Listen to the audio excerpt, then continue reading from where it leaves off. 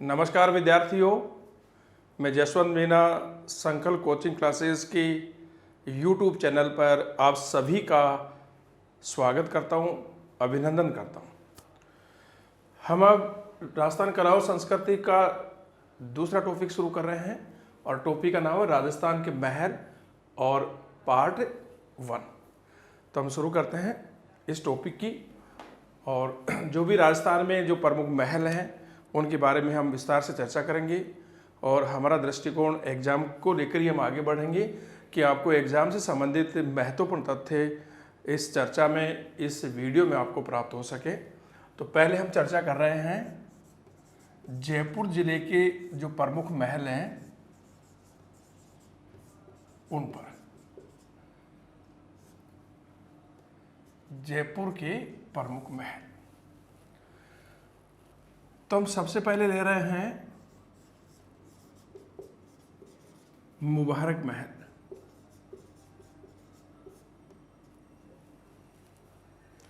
दोस्तों, ये महल जयपुर के सिटी पैलेस में है। पहला पॉइंट देखिए, जयपुर के सिटी पैलेस में है और ये जयपुर के महलों में सबसे नया महल है, अर्थात इसके बाद में सिटी पैलेस में किसी भी महल का निर्माण नहीं किया गया। इस महल का निर्माण 1900 ईस्वी में जयपुर के महाराजा सवाई माधो सिंह द्वितीय ने कराया था। ये महल, इस महल के निर्माण में निम्न 3 शैलियों का प्रयोग किया गया। देखिए कौन कौन सी हैं। नंबर 1 राजपूत शैली,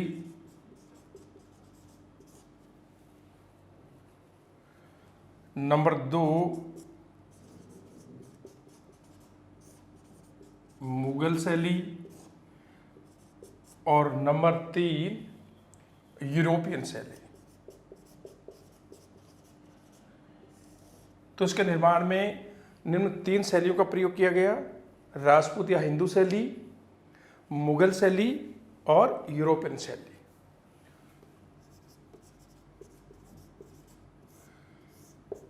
किस उद्देश्य से महल बनाया गया था? देखिए दोस्तों, इस महल का उद्देश्य था यूरोपियन मेहमानों, विशेषकर अंग्रेज लोगों के लिए, यूरोपियन मेहमानों के स्वागत और ठहरने के लिए इस महल का निर्माण कराया गया था। एक बार किसी एग्जाम में ये क्वेश्चन भी आया था कि राजस्थान के किस महल का निर्माण यूरोपियन अर्थात अंग्रेजों के स्वागत, उनकी मेहमान नवाजी और ठहरने के लिए किया गया था। तो आपका उत्तर था मुबारक महल जयपुर। उद्देश्य देखिए, यूरोपियन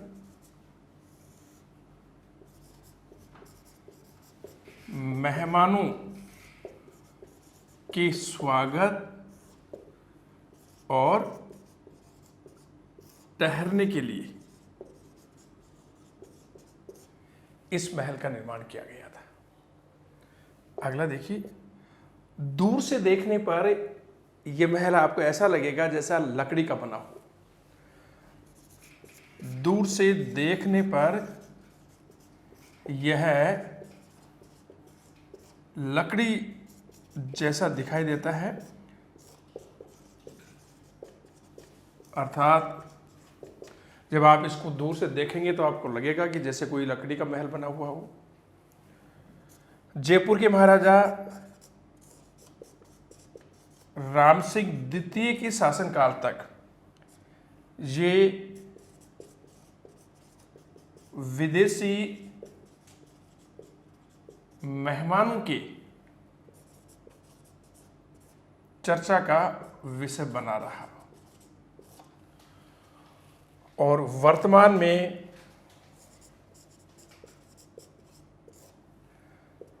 यहाँ ये महल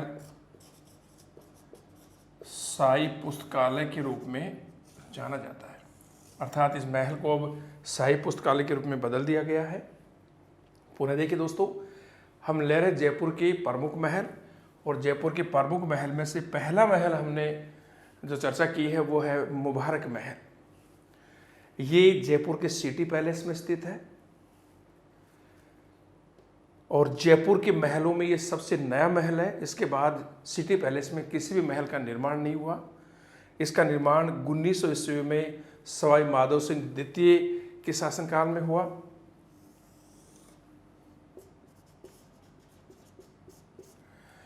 इस महल के निर्माण में निम्न 3 शैलियों का प्रयोग किया गया है: राजपूत शैली अर्थात हिंदू शैली, मुगल शैली, यूरोपियन शैली। इस महल का उद्देश्य था यूरोपियन, जिनमें से अंग्रेज प्रमुख हैं, यूरोपियन मेहमानों के स्वागत और ठहरने के लिए, उनकी मेहमान नवाजी के लिए इस महल का निर्माण कराया गया था। दूर से देखने पर यह महल लकड़ी जैसा दिखाई देता है, और जयपुर के महाराजा राम सिंह द्वितीय के शासनकाल तक ये महल विदेशी मेहमान की चर्चा का केंद्र रहा। वर्तमान में ये महल शाही पुस्तकालय के रूप में जाना जाता है। दूसरा महल देखिए,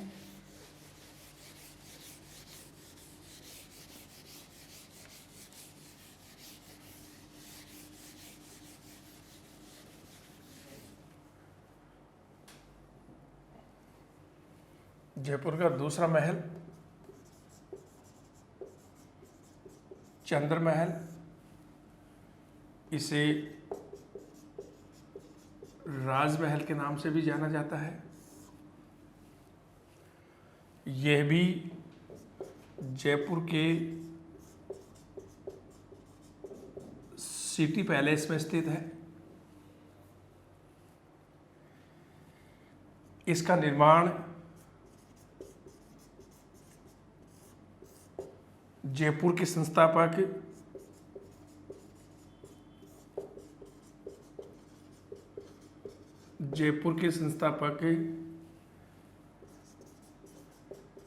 सवाई जयसिंह के शासनकाल में,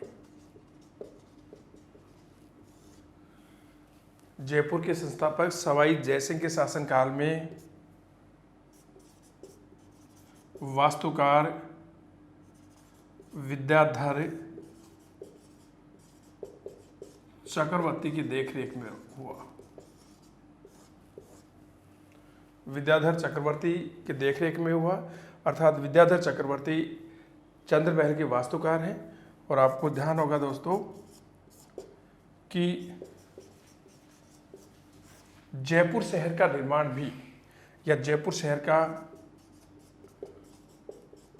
वास्तुकार भी विद्याधर चक्रवर्ती थे, जो बंगाल के एक ब्राह्मण थे। तो चंद्र महल, इसको राजमहल भी कहते हैं, ये भी सिटी पैलेस में स्थित है। इसका निर्माण जयपुर के संस्थापक महाराजा सवाई जयसिंह के शासनकाल में विद्याधर चक्रवर्ती की देखरेख में हुआ। और दोस्तों, जयपुर शहर का वास्तुकार भी विद्याधर चक्रवर्ती था, और इस प्रकार से चंद्र महल का वास्तुकार भी विद्याधर चक्रवर्ती था। ये 7 मंजिला महल है। इस महल के दरवाजे पर, इस महल के मुख्य दरवाजे पर जयपुर के महाराजाओं के आदमकद चित्र बने हुए हैं, पूरे आकार के चित्र बने हुए हैं। दोस्तों,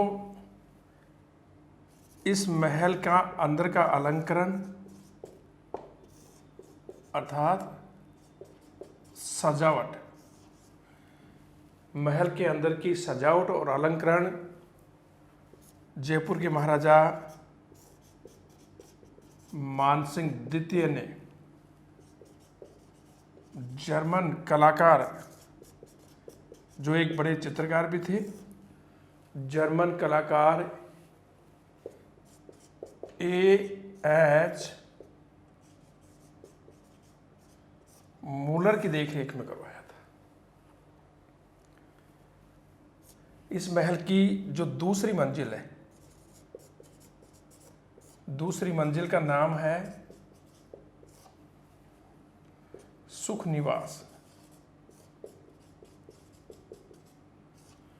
और इस सुख निवास से मंजिल का जो नाम रखा गया वो सवाई जयसिंह, महाराजा सवाई जयसिंह की रानी सुख कंवर के नाम पर रखा गया। महल की 7वीं मंजिल का नाम है मुकुट मंदिर। पुनः देखिए दोस्तों, जयपुर के प्रमुख महलों में से हमने पहला महल लिया मुबारक महल, और मुबारक महल के बारे में हम चर्चा कर चुके हैं। दूसरा महल हमने लिया चंद्र महल। चंद्र महल को राजमहल भी कहते हैं। ये भी जयपुर के सिटी पैलेस में स्थित है। इसका निर्माण जयपुर के संस्थापक सवाई जयसिंह के शासनकाल में जयपुर शहर के वास्तुकार विद्याधर चक्रवर्ती की देखरेख में हुआ, और विद्याधर चक्रवर्ती की देखरेख में ही जयपुर शहर का नक्शा या उसका निर्माण कार्य हुआ। विद्याधर चक्रवर्ती ही जयपुर शहर के वास्तुकार हैं। इस महल में 7 मंजिल हैं। महल के मुख्य दरवाजे पर जयपुर के महाराजाओं के बड़े आकार के आदमकद चित्र बने हुए हैं। महल के अंदर की जो सजावट है, अलंकरण है, वो सजावट जयपुर के महाराजा मानसिंह द्वितीय ने जर्मन चित्रकार और कलाकार एच मूलर की देखरेख में करवाया था। दूसरी मंजिल का नाम है सुख निवास, और ये नाम सवाई जयसिंह ने अपनी रानी सुख कंवर के नाम पर रखा। 7वीं मंजिल का नाम है मुकुट मंदिर।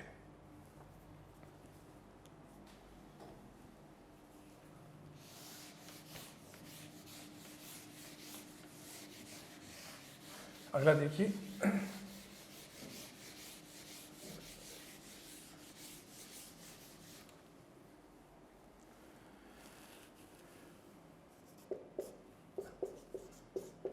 City palace.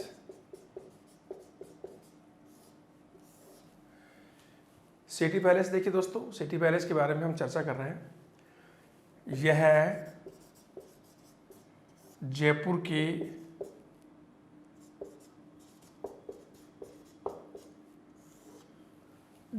की राज परिवार की लोगों का आवास है।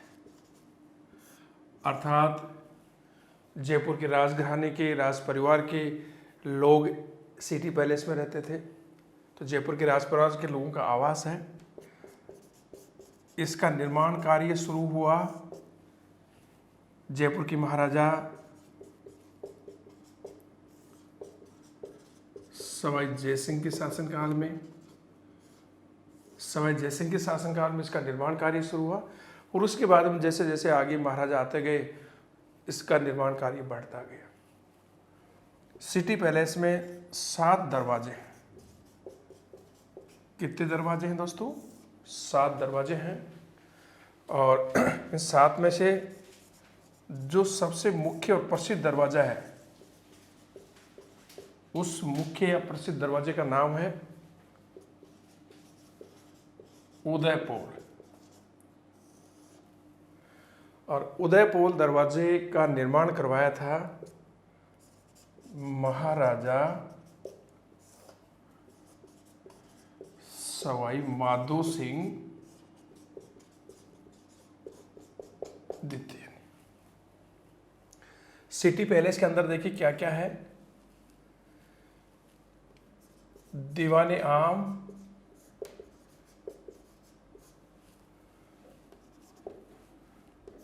दीवाने खास,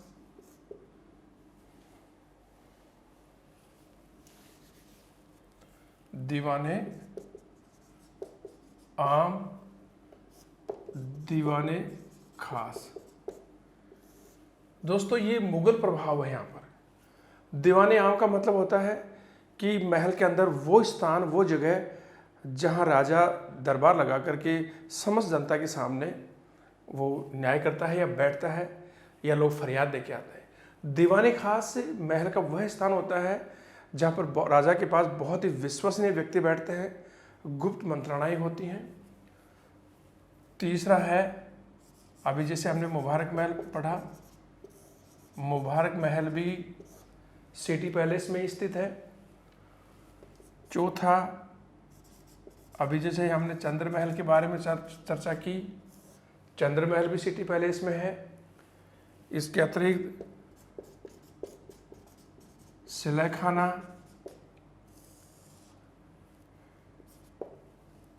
पोथी खाना,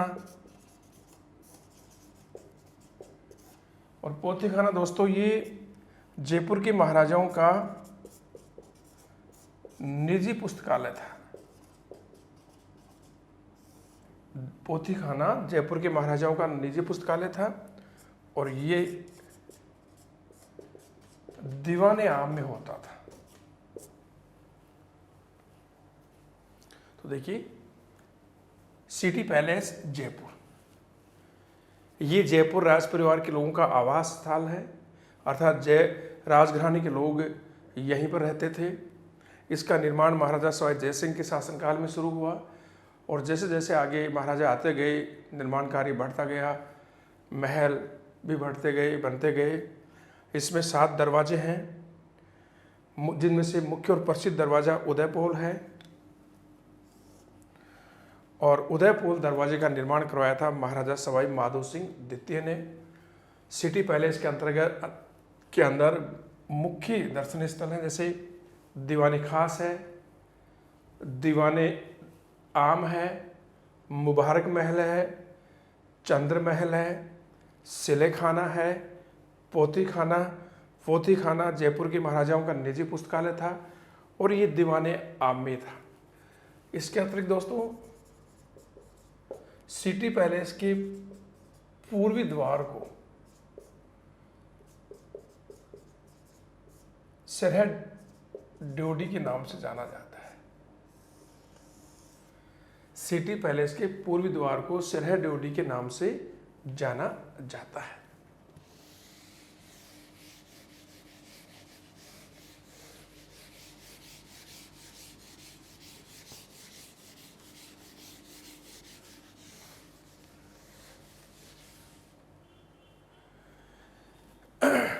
सिटी पैलेस में ही देखिए बहुत इंपॉर्टेंट तथ्य है,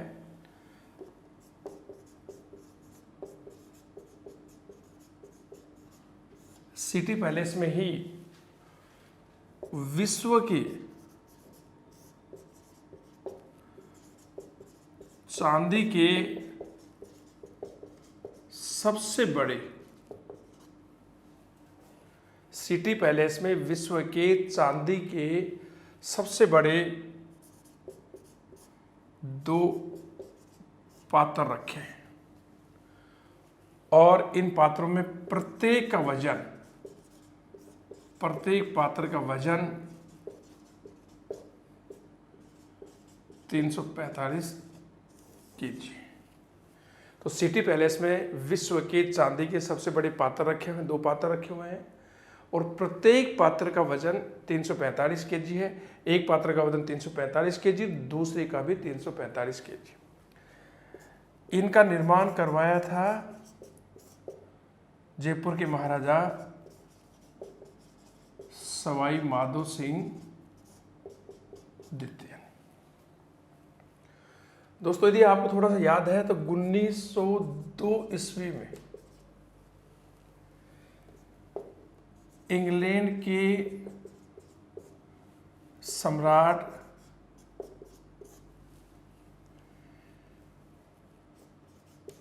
प्रिंस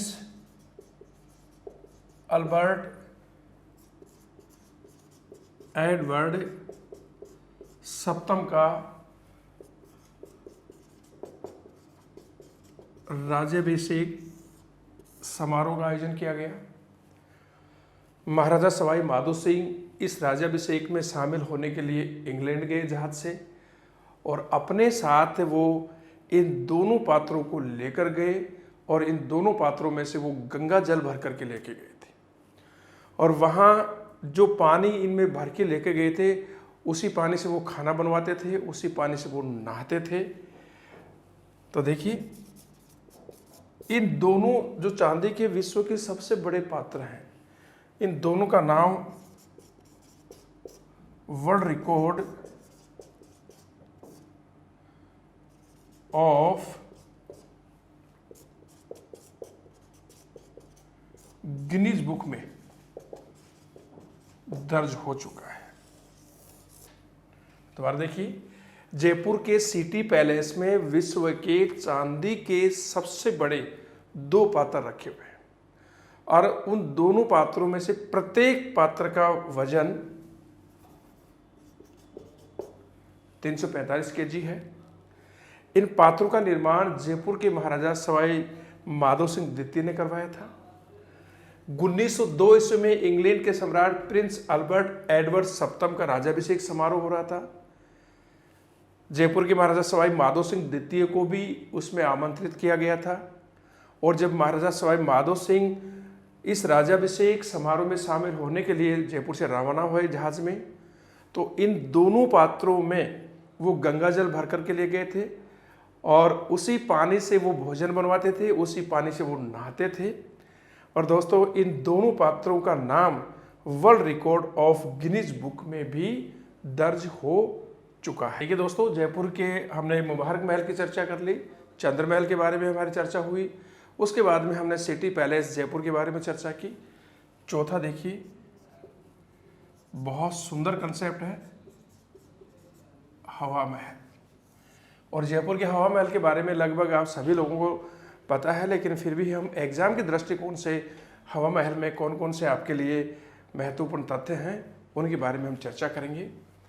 तो सबसे पहले तो हवा महल का निर्माण जयपुर के किस महाराजा ने करवाया? तो निर्माण महाराजा सवाई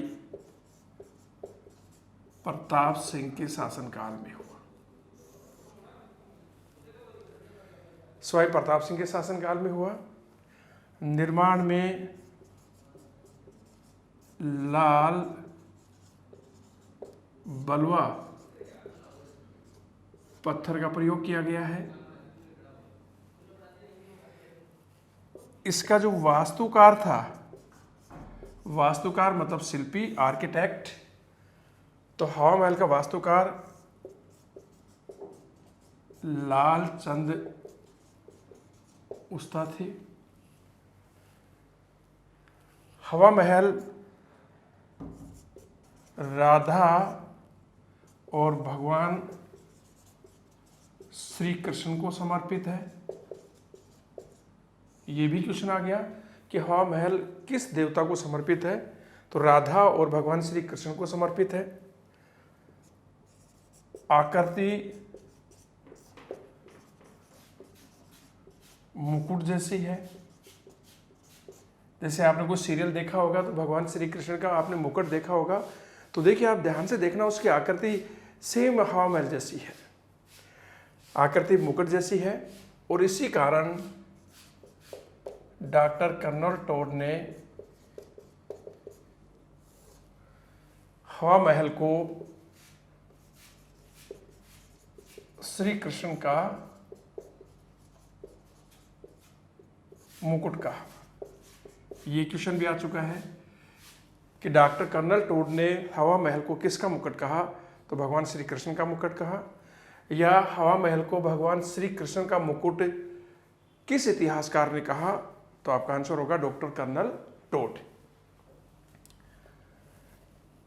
ऊंचाई के बारे में हमारे पास जो तथ्य हैं दोस्तों, यह है कि हवा महल की ऊंचाई 88 मीटर है।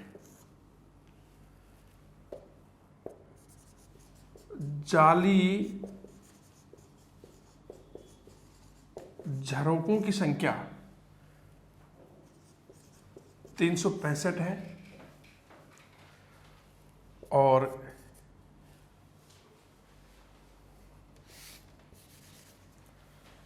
खिड़कियों की संख्या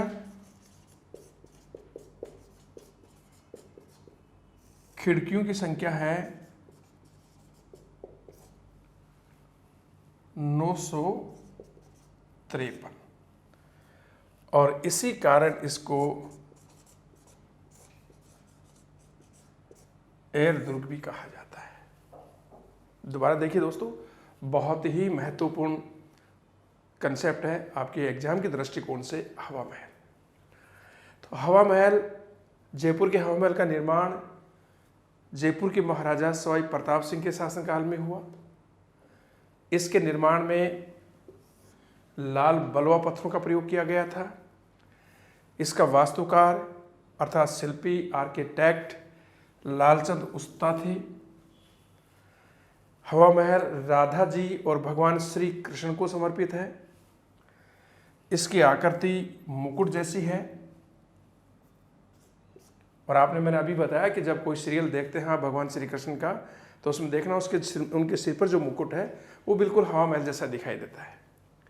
डॉक्टर कर्नल टोड ने ये मुकुट जैसी आकृति के कारण ही हवा महल को श्री कृष्ण का मुकुट कहा है। इसकी ऊंचाई हमारे पास जो तथ्य हैं 88 मीटर है और हवा महल में जो जाली झरोके हैं उनकी संख्या 365 है।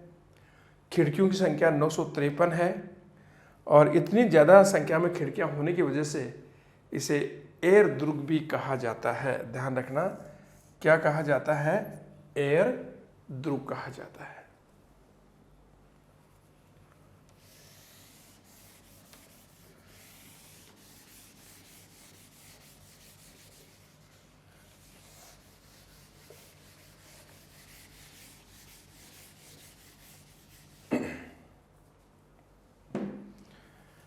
दोस्तों, हवा महल में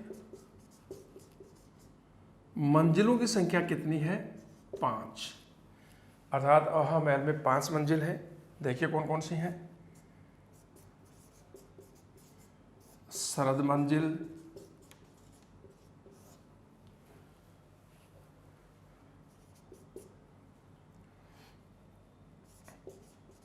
रतन मंजिल,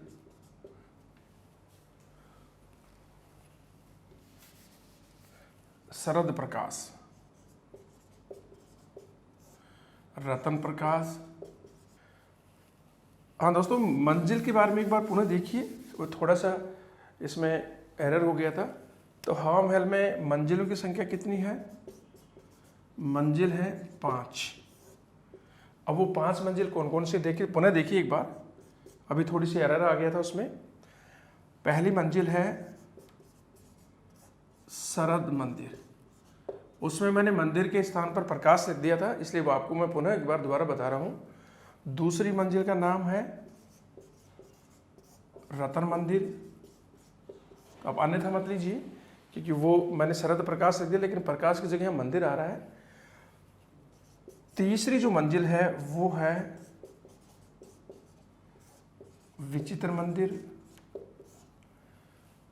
चौथी जो मंजिल है वो है प्रकाश मंदिर और 5वीं जो मंजिल है, 5वीं मंजिल का नाम है हवा मंदिर। तो एक बार पुनः देखिए, हवा महल में कितनी मंजिल है? 5 मंजिल है।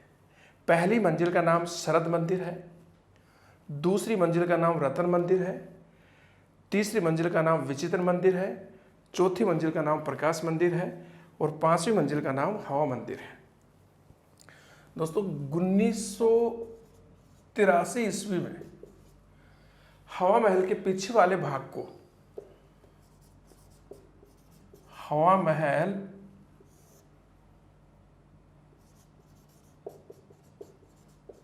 म्यूजियम के रूप में बदल दिया गया। अर्थात 1983 से हवा महल के पीछे हवा महल म्यूजियम नामक संग्रहालय की शुरुआत की गई थी। वो संग्रहालय आज भी है। अब हवा महल के बारे में एक बहुत बढ़िया कथन है, आप ध्यान से देखना। और वो है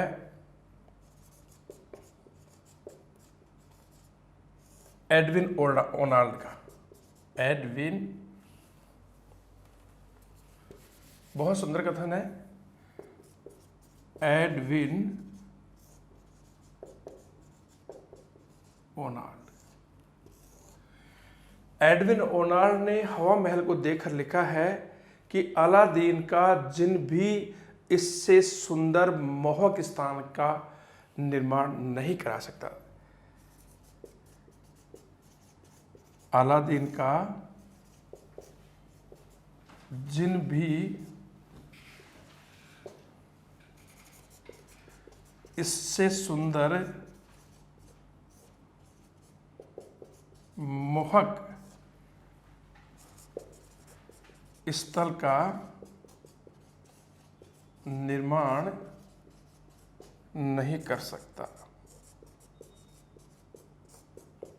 बहुत ही सुंदर है। एडविन ओनाल्ड ने जब इसको देखा तो उन्होंने लिखा कि अलादीन का जिन भी इससे सुंदर मोहक स्थल का निर्माण नहीं कर सकता। और दोस्तों, इसके निर्माण के पीछे उद्देश्य था कि यहाँ पर जब ग्रीष्म ऋतु आती थी तो जयपुर के महाराजा और महारानियाँ इस यहाँ हवा महल में आकर के, जो हवा महल की खिड़कियाँ वहाँ से हवा आती थी और गर्मियों का दिन वो यहीं बिताते थे। दूसरा जो उद्देश्य था, जब भी गणगौर या तीज की सवारी निकलती थी तो हवा महल के सामने से निकलती थी और उन गणगौर और तीज की सवारियों को रानियाँ इन्हीं खिड़कियों से देखती थी। तो दोबारा देखिए, हवा महल में मंजिल 5 है।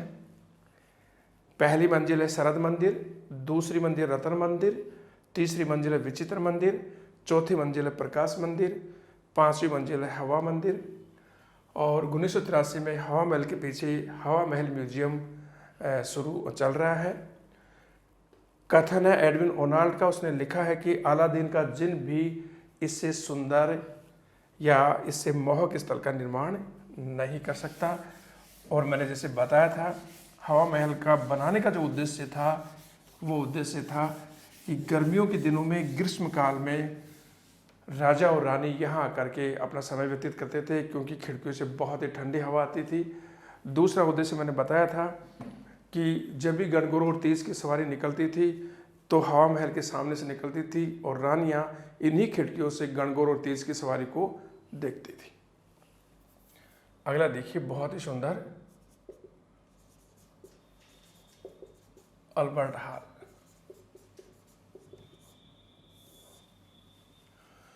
दोस्तों, अल्बर्ट हॉल बहुत सुंदर है। आपके एग्जाम के दृष्टिकोण से भी बहुत ही महत्वपूर्ण तथ्य यहाँ पर है। तो अल्बर्ट हॉल के बारे में पहला जो हमारे पास तथ्य है वो है, ये महल जयपुर के रामनिवास बाग में स्थित है। अल्बर्ट हॉल के बारे में पहला तथ्य कि अल्बर्ट हॉल जयपुर में कहाँ है, रामनिवास बाग में। और रामनिवास बाग में आपने देखा होगा, जैसे MI रोड से आप जाते हैं तो सबसे पहले महाराजा मान सिंह प्रथम की लोहे की घोड़े पर सवार मूर्ति आएगी और उसके जस्ट सामने अल्बर्ट हॉल आपको दिखाई देगा। दूसरा, ये फारसी और भारतीय शैलियों में निर्मित है, अर्थात इसके निर्माण में फारसी और हिंदू या भारतीय शैलियों का प्रयोग किया गया था। हवा महल की नींव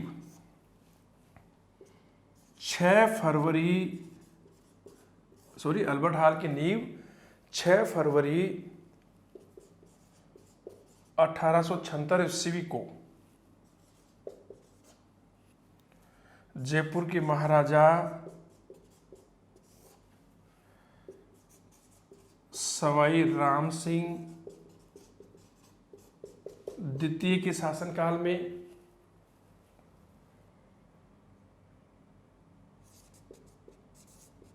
ब्रिटेन के राजकुमार प्रिंस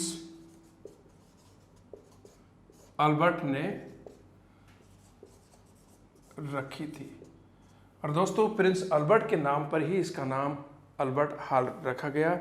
प्रिंस राजकुमार प्रिंस अल्बर्ट इन दिनों भारत यात्रा पर आए हुए थे और 6 फरवरी 1876 को महाराजा सवाई राम सिंह द्वितीय ने इन्हीं के हाथों से अल्बर्ट हॉल की नींव रखवाई और इन्हीं के नाम पर इसका नाम अल्बर्ट हॉल पड़ गया। जो अल्बर्ट हॉल का नक्शा बनाया अर्थात उसका वास्तुकार था वो था सर स्विंटन जैकब। दोस्तों ये पूछ लिया गया है कि अल्बर्ट हॉल का नक्शा किसने बनाया था, तो सैमुअल सर स्विंटन जैकब ने इसका नक्शा बनाया था। और अल्बर्ट हॉल का उद्घाटन 21 फरवरी 1887 ईस्वी को हुआ और उद्घाटन के समय जयपुर के महाराजा थे सवाई माधो सिंह द्वितीय और ये उद्घाटन किया तत्कालीन भारतीय गवर्नर जनरल लॉर्ड डफरिन। तत्कालीन भारतीय गवर्नर जनरल लॉर्ड डफरिन के एजेंट एडवर्ड ब्रैडफोर्ड ने। तो पुनः देखिए दोस्तों, अल्बर्ट हॉल जयपुर के रामनिवास बाग में है। इसके निर्माण में फारसी और भारतीय शैलियों का प्रयोग किया गया है।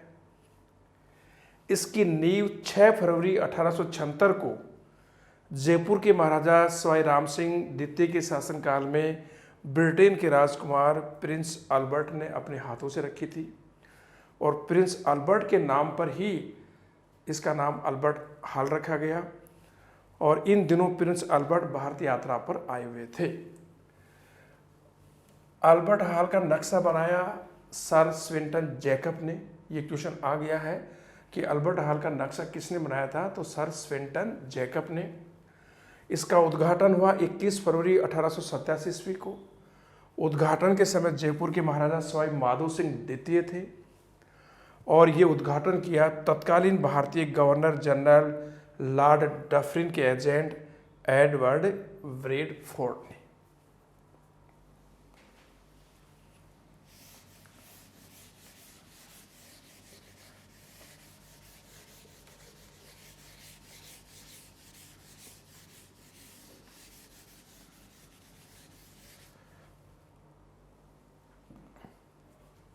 अगला देखिए, बादल महल। दोस्तों बादल महल का निर्माण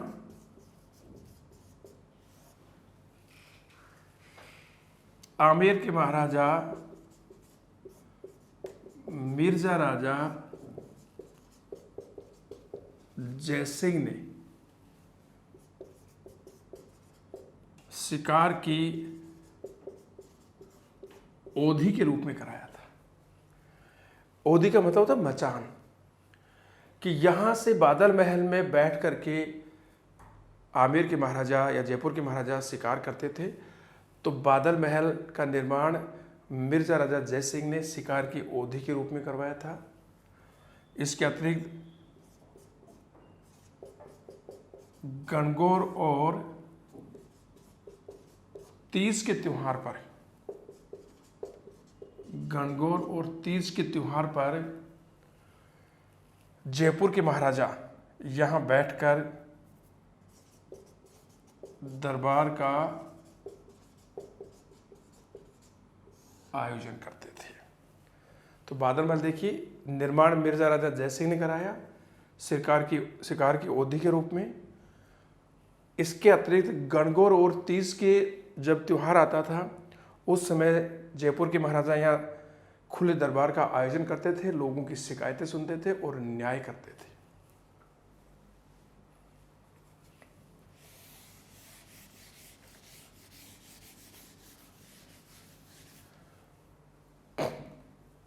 अगला देखिए,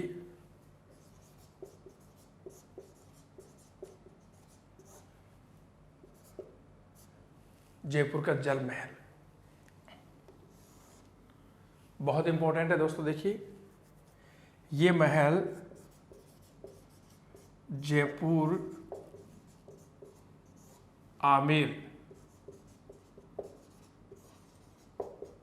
सड़क मार्ग पर, जयपुर आमेर सड़क मार्ग पर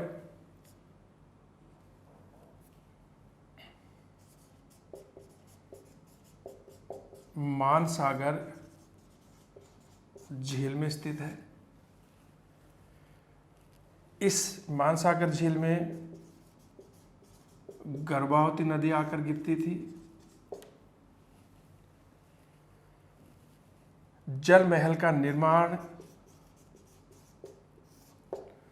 जयपुर के संस्थापक महाराजा सवाई जयसिंह ने कराया। जल महल को वर्तमान स्वरूप जयपुर की महाराजा सवाई प्रताप सिंह ने दिया।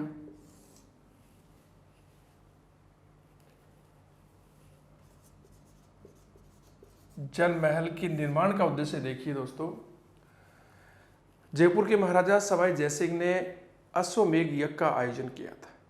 उन्होंने 1934 और 1734 से 1740 में 2 बार अश्वमेघ का आयोजन किया था।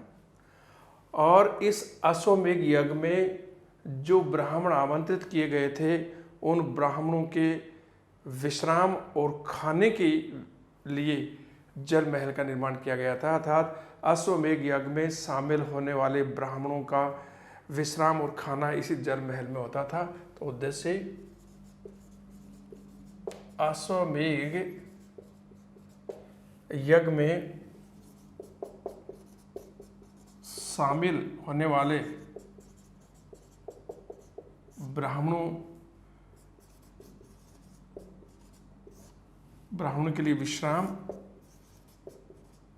और खाने के लिए इस महल का निर्माण करवाया गया था। अश्वमेघ यज्ञ में शामिल ब्राह्मणों के विश्राम और खाने के लिए इस महल का निर्माण किया गया था। महल के पास ही आमेर घाटी है और आमेर घाटी के तलहटी में 2 चीज़ हैं, एक तो फूलों की घाटी, दूसरी कनक वृंदावन का बहुत ही सुंदर मंदिर। पुनः देखिए दोस्तों, जयपुर का जल महल जयपुर आमेर सड़क मार्ग पर जयपुर की मानसागर झील में है के बीच में है। इस झील में गर्भावती नदी आकर के मिलती है। इस महल का निर्माण सवाई जयसिंह ने करवाया था। इस महल को वर्तमान स्वरूप सवाई प्रताप सिंह ने दिया और इस महल का बनाने का उद्देश्य था क्योंकि सवाई जयसिंह ने अश्वमेघ यज्ञ का आयोजन किया था। और दोस्तों, सवाई जयसिंह अश्वमेघ का आयोजन करने वाला अंतिम हिंदू सम्राट था। और इस अश्वमेघ यज्ञ में जिन ब्राह्मणों को बुलाया गया, जो ब्राह्मण शामिल हुए, उनके रहने, ठहरने और खाने की व्यवस्था इसी जल महल में की थी। तो अश्वमेघ में शामिल ब्राह्मण के विश्राम और खाने के लिए इस महल का निर्माण करवाया गया था। महल के पास ही आमेर घाटी स्थित है। आमेर घाटी में 2 बहुत ही सुंदर देखने लायक दर्शनीय स्थल हैं, फूलों की घाटी और दूसरा कनक वृंदावन मंदिर।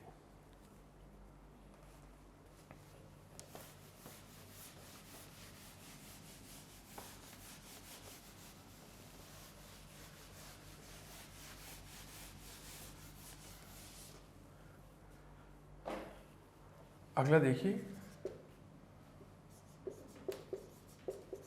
सामोद के महल।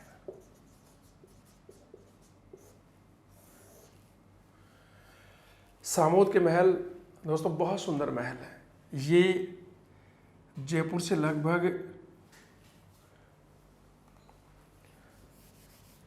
ये महल जयपुर के चोमू कस्बे से लगभग 9 किलोमीटर दूर सामुद गांव में है। जयपुर के चोमू कस्बे से 9 किलोमीटर दूर सामुद गांव में है। इनका निर्माण राजा बिहारी दास ने करवाया था। दोस्तों यहाँ पर बहुत सारे महल हैं, लेकिन उनमें से 2 महल बहुत सुंदर हैं। एक महल है शीश महल। इस महल में कांच की बहुत सुंदर नक्काशी है। दूसरा महल है सुल्तान महल, और सुल्तान महल में शिकार और प्रणय के बहुत सुंदर भित्ति चित्र है। प्रणय मतलब विवाह के। वर्तमान में सामुद के महलों को हेरिटेज होटल में परिवर्तित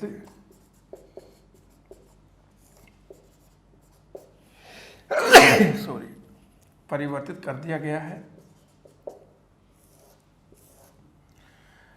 दोस्तों हेरिटेज होटल कौन से होते हैं? हेरिटेज होटल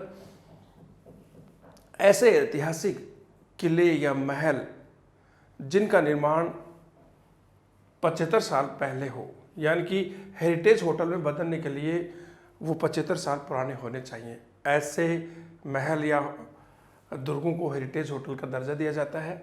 तो वर्तमान में सामुद के महल हेरिटेज होटल के रूप में परिवर्तित हैं। यहाँ पर बहुत अच्छे मंदिर हैं, बहुत सारी फिल्मों की शूटिंग भी होती है। तो सामुद के महल दोबारा देखिए, ये जयपुर के चोमू कस्बे से 9 किलोमीटर दूर सामुद गांव में है। इनका मूल रूप से निर्माण राजा बिहारी दास ने करवाया था। और यहाँ स्थित महलों में से 2 महल बहुत सुंदर हैं। पहला महल शीश महल है, यहाँ पर कांच की बहुत ही सुंदर नक्काशी है, सुंदर कार्य है। दूसरा महल है सुल्तान महल, और इस महल में शिकार के दृश्य और प्रणय अर्थात विवाह के बहुत ही सुंदर भित्ति चित्र हैं। वर्तमान में सामुद के महल हेरिटेज होटल के रूप में परिवर्तित कर दिए गए हैं। और किसी भी ऐतिहासिक इमारत को यदि हेरिटेज होटल में परिवर्तित किया जाता है तो उसकी पहली शर्त होती है कि वो 75 साल पुराने होने चाहिए।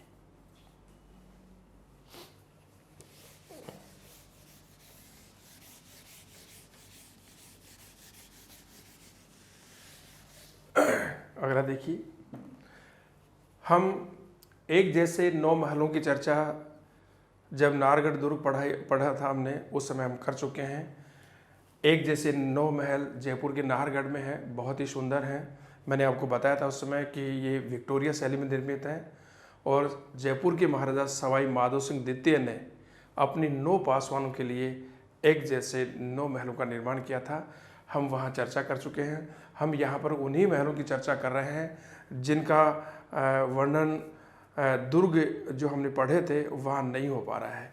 तो एक जैसे 9 महल नाहरगढ़ दुर्ग में है, जिनका निर्माण जयपुर के महाराजा सवाई माधो सिंह द्वितीय ने करवाया था अपनी 9 पासवानों के लिए, और वो विक्टोरिया शैली में निर्मित है। अगला देखिए, सिसोदिया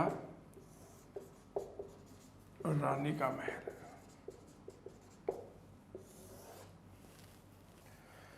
दोस्तों ये महल आगरा बीकानेर NH नंबर 52 पर स्थित है। पहले इस नेशनल हाईवे का नाम था NH11, लेकिन अब इसका नाम हो गया 52। तो आगरा बीकानेर NH पर यह महल स्थित है। इस महल का निर्माण करवाया था जयपुर के महाराजा सवाई जयसिंह की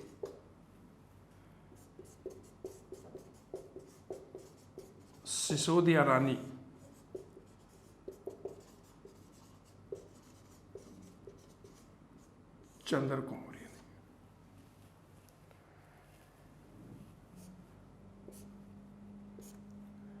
महाराजा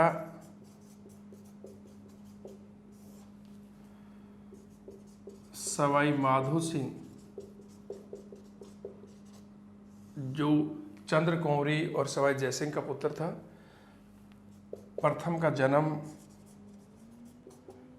इसी महल में हुआ था।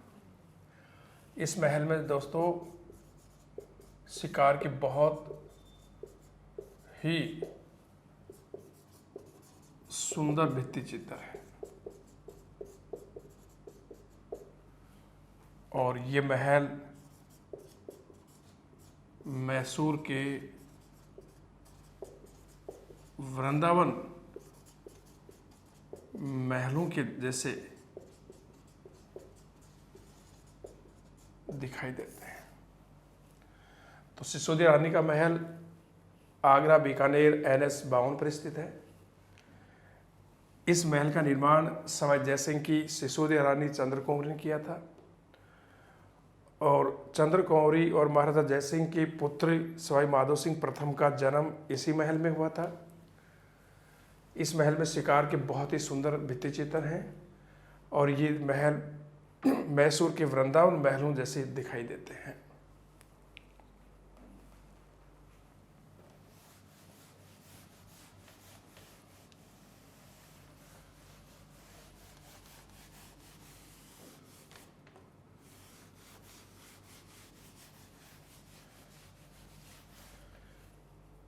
अगला देखिए,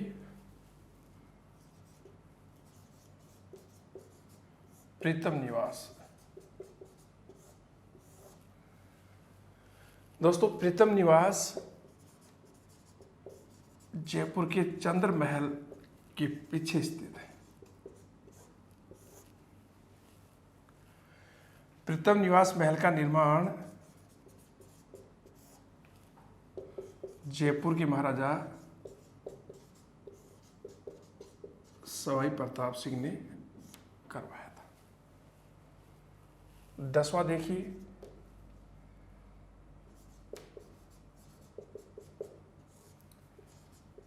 रामबाग पैलेस। बहुत सुंदर महल है दोस्तों। देखिए, रामबाग पैलेस का निर्माण महाराजा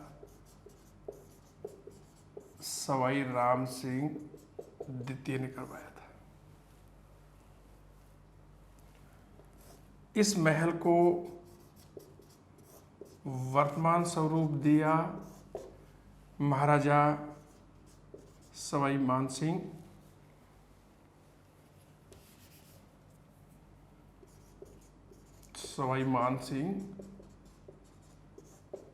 द्वितीय ने। इस महल को केसन बढ़ाना का बाग भी कहा जाता है और इस महल का बनाने का जो उद्देश्य था, देखिए, ठीक मुबारक महल जैसा ही था। अति विशिष्ट और सम्मानीय अतिथियों के स्वागत और ठहरने के लिए इसका निर्माण करवाया गया था। और दोस्तों वर्तमान में ये महल ख्याति प्राप्त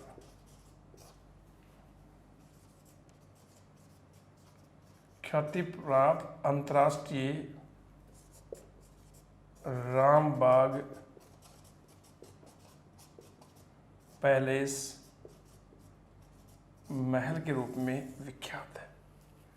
तो दोबारा देखिए, प्रीतम निवास ये जो सिटी पैलेस में चंद्र महल है उसके पीछे स्थित है। इसका निर्माण करवाया था महाराजा सवाई प्रताप सिंह ने। इसके बाद में हमने चर्चा की रामबाग पैलेस महल के बारे में। निर्माण सवाई राम सिंह द्वितीय ने करवाया था। वर्तमान स्वरूप दिया जयपुर के महाराजा मान सिंह द्वितीय ने। इसे केसर बढ़ाना बाग के नाम से भी जाना जाता है। इसका उद्देश्य था अति विशिष्ट और सम्मानीय अतिथियों का स्वागत करना, उनको विश्राम देना और वर्तमान में ख्याति प्राप्त अंतर्राष्ट्रीय राग पैलेस महल के रूप में जाना जाता है। जो भी लोग बाहर से आते हैं तो लगभग जो राजनीतिक लोग हैं वो इसी महल में रुकते हैं। देखिए दोस्तों, अब हम आगे जिस महल की चर्चा करेंगे वो है डीग के जल महल, भरतपुर। डीग कहाँ पर है? भरतपुर में है। तो देखिए यहाँ पर पहला जो पॉइंट है, डीग के महलों का निर्माण 1725 में जाट महाराजा बदन सिंह ने कराया था, लेकिन डीग के जल महलों का निर्माण 1755 से 1765 ईस्वी के मध्य जाट महाराजा सूरजमल ने कराया था।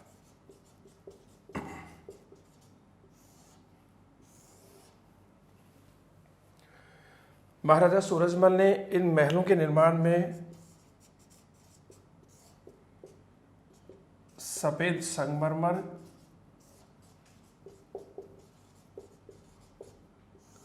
संगमरमर और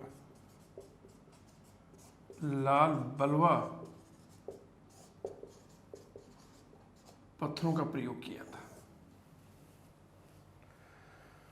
तो डीग के जल महल कहाँ पर है? भरतपुर में है। डीग के महलों का निर्माण 1725 में महाराजा बदन सिंह ने करवाया था, लेकिन डीग के जल महलों का निर्माण 1755 से 1765 ईस्वी के मध्य जाट महाराजा सूरजमल जी ने करवाया था। सूरजमल जी ने इन महलों के निर्माण में 2 प्रकार के पत्थरों का प्रयोग करवाया था, सफेद संगमरमर और लाल बलुआ पत्थर का प्रयोग। यहाँ देखिए दोस्तों, जो डीग के जल महल है उसमें से बहुत सारे महल हैं, लेकिन सबसे जो प्रसिद्ध महल है वो है गोपाल भवन। इसके अलावा नंद भवन महल, हरिदेव महल,